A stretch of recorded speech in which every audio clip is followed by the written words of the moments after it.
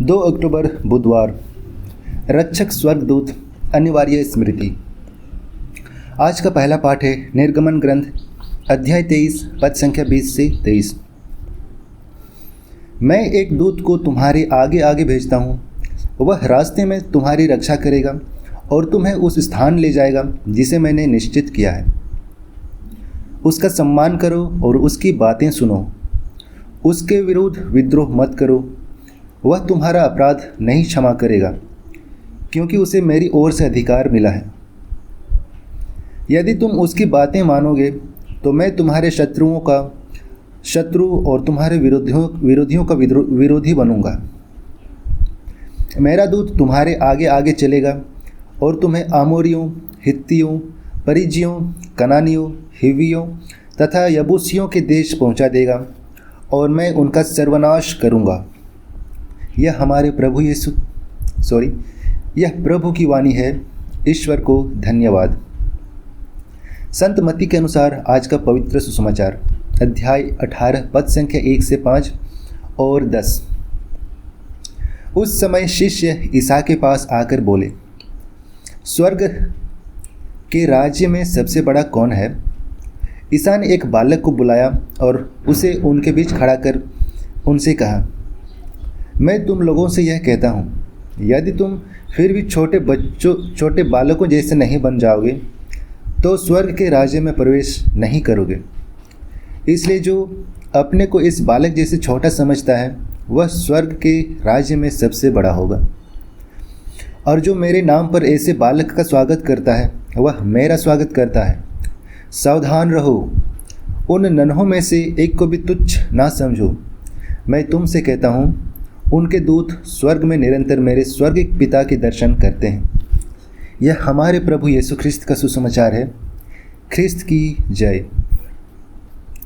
तो चलिए आज के दोनों पाठों पर हम मनन चिंतन करते हैं और इसे फादर रोनाल्ड मेलकम वॉन के द्वारा दिया गया है और वो लिखते हैं, ईश्वर हमें कभी अकेला नहीं छोड़ते। उन्होंने कभी भी सीधे रास्ते और आसान जीत का वादा नहीं किया, लेकिन उनकी उपस्थिति और ताकत का आश्वासन हमें हमारे संघर्षों और जीवन की दुर्बलताओं के साथ लड़ाई में आगे बढ़ने के लिए निरंतर प्रोत्साहन और प्रेरणा प्रदान करते हैं।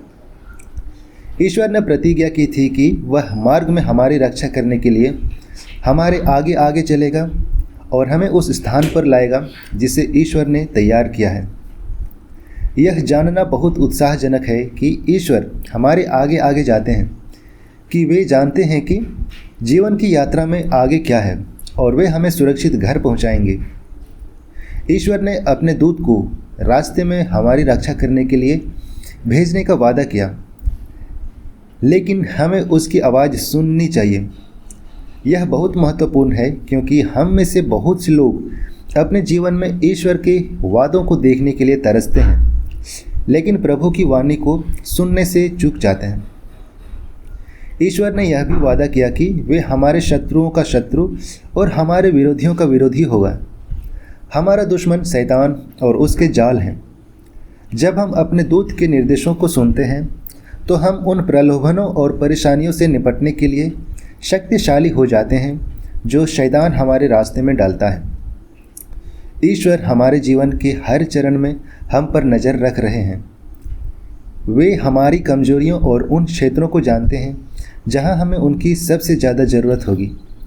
इसलिए हम सतर्क रहें और अपने रक्षक देवदूत से लगातार प्रार्थना करें कि वह हमारे मार्ग को रोशन करें, हमें सशक्त करे और हमारे सामने जाए।